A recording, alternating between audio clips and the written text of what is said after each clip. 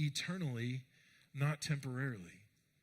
The fact of the matter is, sometimes the people that are easiest for us to overlook in this world are the people who have some of the most profound things to teach us and can help us grow in our faith in some incredible ways. Can I tell you, I learned some incredible lessons about God and his love and who he is from my children when they could barely talk. Sometimes the ones that are easy to overlook, the ones that are easy to think, they don't know what they're talking about, are the ones who have the deepest and most profound truths that they can teach us. Whether it's rich and poor, or where they're from, or whatever distinctions we might make in this world. Jesus says we have to look past the externals and we have to see to the heart.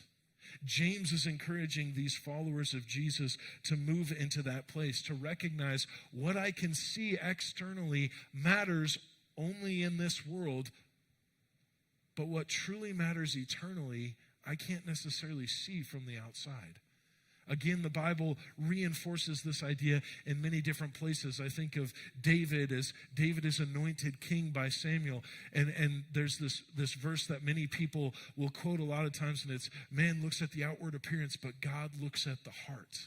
David was considered the least in his family. He was the youngest. He was the shepherd boy out in the field just taking care of the sheep, doing the job nobody else wanted to do. The one that didn't look the part, the one that people didn't think was going to be the right person, and yet that was the one God chose because of his heart, because he was a man after God's own heart. In our lives, in our world, whether it's when we're in church or when we're at work or we're out just, at the lake or whatever it might be, when we look at others, it's easy to judge them based off of the externals and based off of things that ultimately don't really matter. What truly matters is what's deeper than what we can see. We need to focus on what matters eternally, not temporarily. That's what James is trying to tell us here. Now we continue on to verse 8. And James says this, if you really fulfill the royal law according to the scripture, you shall love your neighbor as yourself, you are doing well.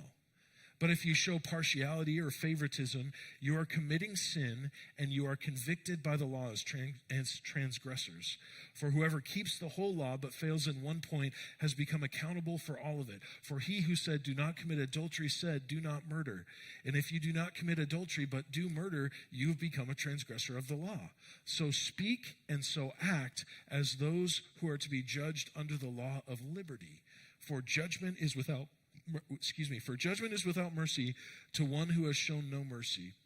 Mercy triumphs over judgment. So James goes from what starts out as kind of a very vivid picture of you've got this guy that walks into your service and then this guy that walks into your service. And if you treat this one this way and this one this way, there's a problem with that. And then he kind of takes it a level deeper and he's like, because what seems externally true about this person and that person isn't necessarily true. What this person seemed to have an advantage, actually this one did, and vice versa, and all those kinds of things. And then he gets into these verses, which are just very theological sounding. He moves from like a thing we can all picture in our mind, a situation, a church service, whatever, that's easy for us to picture in our mind, to talking about the royal law and murder and adultery and mercy triumphs over judgment and all these kinds of things. And what James is trying to do is he's trying to give us a picture of something that could happen and drive us down to a theological truth or a theological reality that we can hold on to and that we need to understand in the midst of it. So here James starts to talk about law.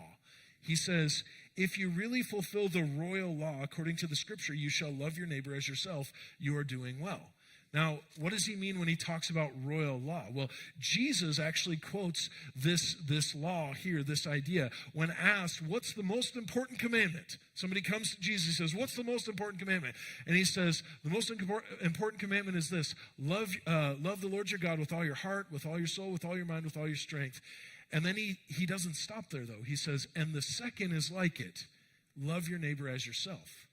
So Jesus says, really, you can't separate the first most important commandment, to love God with everything, from the second most important commandment, which is love your neighbor as yourself.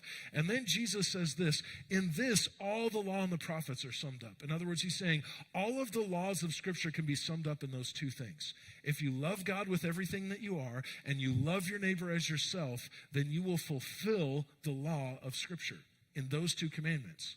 Those two things kind of sum up all